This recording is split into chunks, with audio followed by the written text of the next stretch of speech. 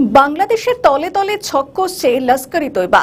পেহেলগাঁওয়ে নৃশংস হত্যাকাণ্ডের পরপরই ভারত ৫ জন লস্কর-ই তৈবার জঙ্গিকে নিকেশ করে। এদের সকলেরই কিছুদিনের জন্য আশ্রয় ছিল বাংলাদেশ। পঞ্চগড়, তেতুলিয়া, সাতক্ষীরা, ব্রাহ্মণবেড়িয়া সহ একাধিক এলাকায় লস্কর-ই তৈবার জেহাদিরা আস্তানা বানিয়েছিল। এসব এলাকায় তারা দীর্ঘদিন ধরে রেকি করেছিল বলে সূত্র মারফত জানা গিয়েছে। আর এই ঘাঁটি তৈরির জন্য তৎকালীন বাংলাদেশের সেনার শীর্ষ কর্তারা সব রকমের সহায়তা দেন। এই নিয়ে তারা রীতিমতো বৈঠকও করেন বলে জানা যায়। আর সেই সময় ওয়াকারুজ্জামানকে সরানোর চেষ্টা করা হয়েছিল।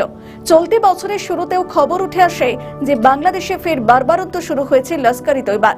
সংবাদ সংস্থা IANS সূত্রে খবর ছিল যে 4 জন লস্কর-ই তৈবার জঙ্গি ঢাকা আশ্রয় নেয় এবং বাংলাদেশ এয়ারলাইন্সের ফ্লাইট BG342 বিমানে ঢাকা আসে তারা। করাচি থেকে ঢাকায় আসে ওই বিমান। একজন ইনভেস্টিগেটিভ সাংবাদিক স্থানীয় সংবাদ মাধ্যমে গুরুতর অভিযোগ করেছেন। আর ওই সাংবাদিকের নাম শহীদুল হাসান খোকন। ওই সাংবাদিকের সরাসরি অভিযোগ বাংলাদেশের ইউনূস সরকারের বিরুদ্ধেই বাংলাদেশের জঙ্গিদের অনুপ্রবেশ করানোর ব্যাপারে সাহায্য করছে ইউনূস সরকার। অভিযোগ সাংবাদিকের। তার আরো অভিযোগ ইসলামপন্থী মনোভাব এবং পাকিস্তানের তুষ্টিকরণের মনোভাব রয়েছে ইউনূস সরকারের। একটি এক্স পোস্টে এই সাংবাদিক শহীদুল হাসান খোকন কয়েকটি ছবিও শেয়ার করেন। সেখানে দেখা যাচ্ছে বিমান বাংলাদেশ এয়ারলাইন্সের ফ্লাইট BG342 করাচির জিন্না আন্তর্জাতিক বিমানবন্দর থেকে উড়েছিল এবং তা অবতরণ করেছে ঢাকার শাহজালাল আন্তর্জাতিক বিমানবন্দরে।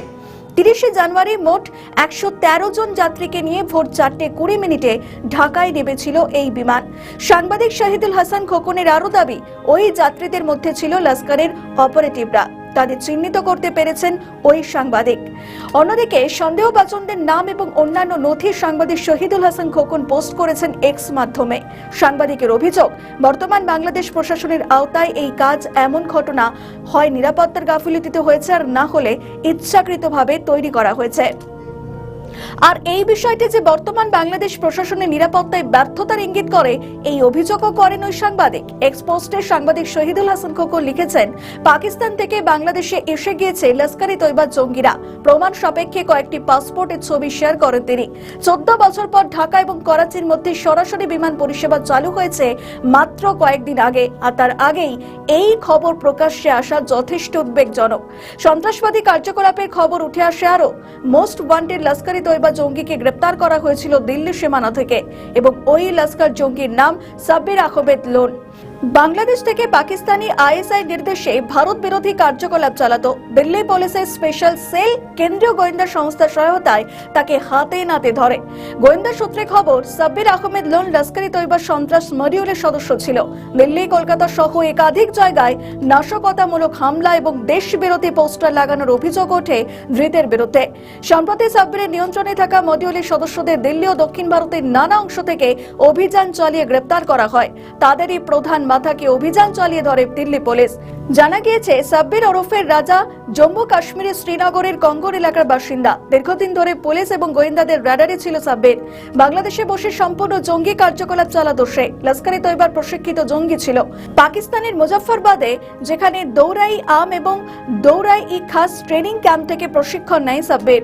আরো জানা যায়, প্রায় বছর কুড়ি ধরে লস্করের সঙ্গে যুক্ত সাব্বির। ভারতের অশান্তি তৈরি করতে, সন্ত্রাসবাদী কার্যকলাপ চালাতে বাংলাদেশিদের এবং ভারতে লুকিয়ে থাকা অনুপ্রবেশকারীদের নিয়োগ করত। দিল্লি পুলিশ সূত্রে খবর, কলকাতা, মুর্শিদাবাদ, উত্তরবঙ্গ থেকে যুবকদের নিয়ে গিয়ে নিখুঁতভাবে ব্রেন ওয়াশ করে সংগঠন তৈরি করেছিল এই কুখ্যাত কমান্ডার।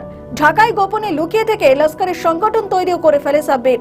দীর্ঘ মাস ধরে ছদ্মবেশে লুকিয়েছিলেন দিল্লি পুলিশের বিশেষ সেলের গোয়েন্দারা। দিল্লি পুলিশের স্পেশাল সেল অভিযান চালিয়ে দিল্লির সীমানা থেকে তাকে গ্রেপ্তার করা হয়।